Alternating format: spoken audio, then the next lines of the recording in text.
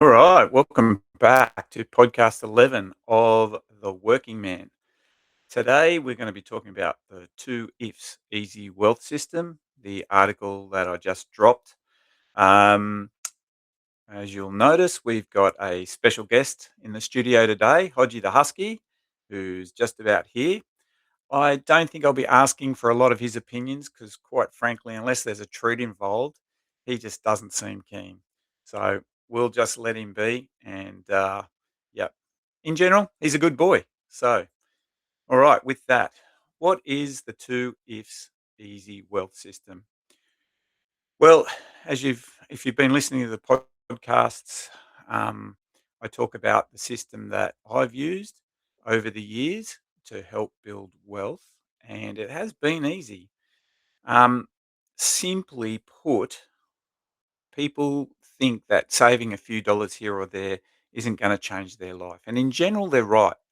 Most people think that trying to save a few dollars on one thing or the other, it's not going to move the needle. It's not going to make a big change. However, there is a technique called aggregation of marginal gains, and that's used by a lot of people and a lot of sporting teams, for example, to build and change culture and results with very small gains collected over time. So that's what this system does. Okay, and I've got a little graphic here. I'm going to share my screen.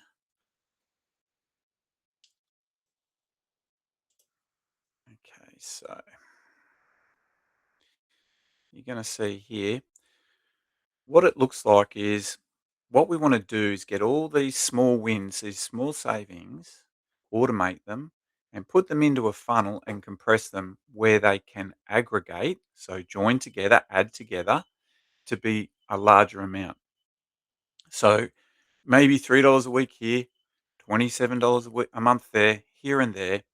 Add them together, and that actually is something that we can use. Then we get that invested, and we want to do this automatically. So once you find a saving, you don't have to keep doing it over and over again. Once you add that saving into your investing timeline, it grows and accumulates, and then it gets added. And then you can see here, this is just a little graphic simulating what's happening. The invested growth grows on itself. So any dividends or growth that you see keeps being compounded. And then the result is it's got a gold bar there representing wealth. Okay. Accumulation of assets that give you a lot of optionality in your life. And that you can use that money for anything. Now, we already kind of do this. So in Australia, we have superannuation, our retirement savings, which it currently is paid at 12% of wages. Some people get a bit more. And essentially, what we're seeing is a small, regular amount being added over and over again into, frankly, some pretty conservative investments.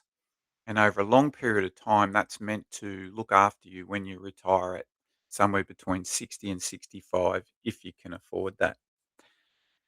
So, because of that consistent action, um, you'll find a large amount of wealth being built up. The problem, of course, with superannuation is that it is locked up until until you retire, well over 60. If you want optionality before that, I mean, the average person just thinks they have to work till they're 65, 67, over 60 at least, because they know they can't access that money and they pretty much don't invest for a long term result. I know there's some people that do, but I'm talking about the majority. And what I want to do is turn around the natural course of thinking is that there isn't enough money to invest with. And that's what this system does. I've talked a lot about my manila folder technique that we use to simplify and open up our understanding of where our money's going and to show that we can just inch away at some of these savings using some techniques that aren't common knowledge. Okay, so small wins. Um, I talk about the FIRE culture, financial independence, retire early. That's what got me into looking at being more efficient with my money. These FIRE practitioners, FIRE, have pretty much figured out how to find savings in pretty much every area of your budget. So, what I want to do is just put together a program that doesn't take very long every week and simplify just going through each one, finding small savings or large. Some people use this technique and find quite large sums, but then focusing it like a laser beam into investing. When you, or maybe not all of it, but maybe some of it, all right, focusing it, and then you won't notice because you were paying the old amount anyway. So let's say you save some money on car insurance and it's, I don't know, $15 a month, $30 a month, something like that. You focus that, you were going to pay it anyway. So your lifestyle set at your old budgeting amount, the amount that you were going to spend. The difference you put into this funnel, you put into the um, compounding machine, and then you get on and you do it automatically with an automatic bank transfer. Okay, so we've got every bank allows you to set a transfer on payday or any other day over to your cheat code investment account. That's the name I give it, the cheat code account in my own life. And then it builds and you just automatically send it off and get it invested. And over time, because it's automatically, you just like superannuation, it's automatic. You don't have to think about it. It's done. And then you get on with your life and you figure out how to, just like you do normally, how to live on the rest of the money that you use, and it'll build and grow substantially. So in this article, I talk about two families. Right at the end of the article, I give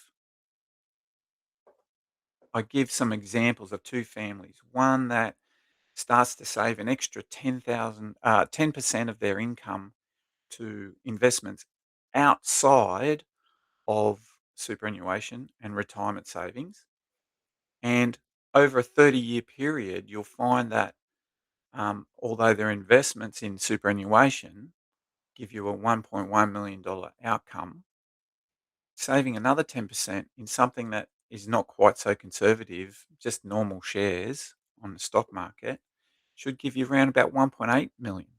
Now, there's no need to do it for 30 years. You might get halfway through that and you want to help out your kids with a deposit for a house, or there's some other dire need that you have, an emergency or something, and you can always get at it because it won't be locked up into superannuation's 30-year timeline. Yeah, Hodgie agrees. He's going to do the big 360, probably spin around a couple of times and lie down. Maybe he's had enough of my talking. It's not unusual. So yeah, so that's what this article's about. I encourage you to try and turn so that you can see him. I encourage you to read it. Look at my other articles. Any questions, hit me up. Um, Small savings are really powerful. Um, and yeah, people, the system is so that once you find a small saving, you automate it so that it's added into your next budget and you don't even notice. Okay, so it's not something you have to do over and over again. You do it once, it's done, and you move on to the next thing. And over a period of time, you'll find that the flow of money towards your investments will just grow and grow and grow. I document all this, I put it down, I write articles on it. Um, and the manila folders that I use and that I encourage people to use is a very, very simple system. And the reason why I do it with a manila folder, and I talk about this ad infinitum, is because it needs to be physical. We don't want to pick up our phone or open another spreadsheet or do an app because you will lose some of the focus that you need to work on this project a little bit every week or a little bit every month or a little bit every day to add it. And you need the momentum and you need to build it. And that's what happens with the physical. There's something happens when you pick up a pen and you write down what you're doing. In this digital world, we're starting to lose focus. We're starting to scatter. They call it popcorn brain. And what's happening is all the all the advertising and the social media that we see is getting better at pushing our buttons and scattering our focus, and we just feel like we can't fixate on one thing and do whatever. So bringing it back to the physical world is really important. It's probably something I'm going to write more and more about. We hear about it with kids and screens, and we know schools are starting to go back to pen and paper because the screen is is just not it's not mentally how our brains work. And as soon as we scatter our attention, people can't write letters anymore, stories or paragraphs like that. They're even losing that ability to focus for more than a few minutes at a time.